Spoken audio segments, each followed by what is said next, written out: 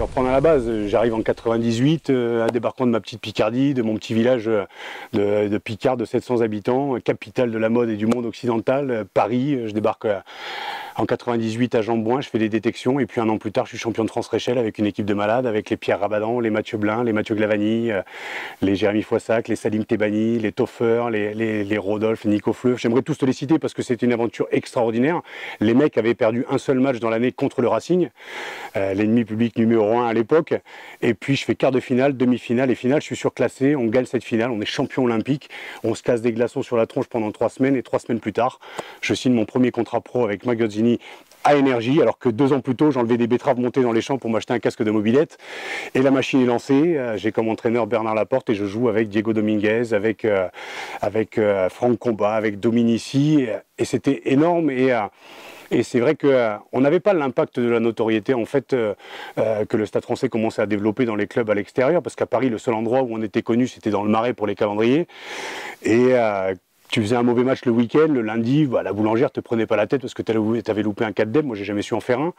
Et voilà, la machine s'est lancée au fur et à mesure. J'ai vécu dans ce club qui se découvrait professionnel, qui se découvrait avec l'ère Gozzini, avec les calendriers, avec les Pom-Poms Girls. Je commence en 99, il y a 2000, 3000 personnes dans l'ancien Jambouin. Et on finit, en fait, moi je finis ma carrière professionnelle au Stade Français en 2005.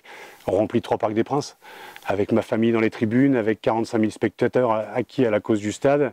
Je me souviens de ce match absolument hallucinant où Domi marque à la 88e minute. D'ailleurs, je pense que c'est à ce moment-là où tout le monde, le rugby français, s'est dit qu'il fallait arrêter le match à 80 minutes, parce que 8 minutes d'arrêt de jeu et Domi qui marque au milieu de ce stade, et on part en finale contre Toulouse à Édimbourg.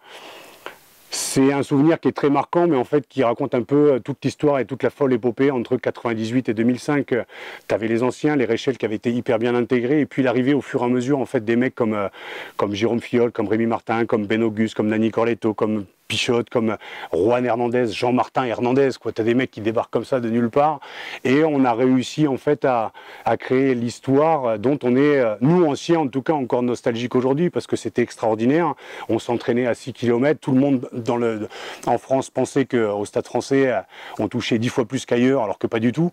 Mais on a réussi à créer voilà, une histoire qui nous a permis, en tout cas moi qui m'a permis de gagner 3 titres. Certes, j'ai pas joué les finales, mais j'étais à la fois acteur et spectateur d'un théâtre de vie absolument hallucinant. Je pense au Prince où on était avec les supporters.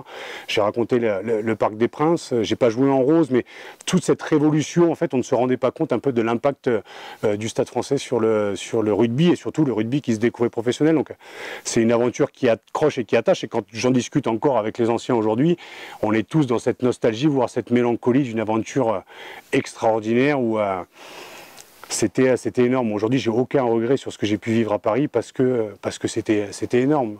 J'étais plus titulaire à la fin de ma carrière en 3e mi-temps que sur les 2 premières, mais c'était magique. Je vais te citer le Pouce au crime, je vais te citer le Old Navy où je me retrouvais avec Benoît Auguste et Rémi Martin.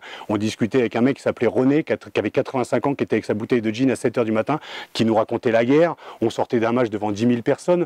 C'était, je sais pas, quelque chose d'assez hors du temps, et comme le disait Thierry Dussautoir, en fait c'est une période en fait qui te permet de garder un pied dans l'adolescence, et c'est ce que j'aime à dire dans le rugby pro et amateur, c'est que le rugby te permet de garder un pied dans l'adolescence. Ben nous on était des gamins dans des corps de grands et on gagnait des titres parce qu'on avait une équipe absolument géniale, et puis au fur et à mesure tout le monde s'intégrait bien, était bien intégré.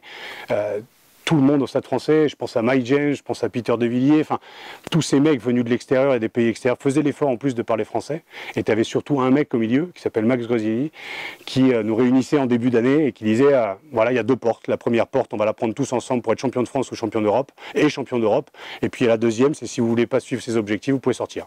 Bon, t'imagines bien que tu n'as jamais un mec qui est sorti de la pièce. On est tous sortis, on est tous partis dans le même sens.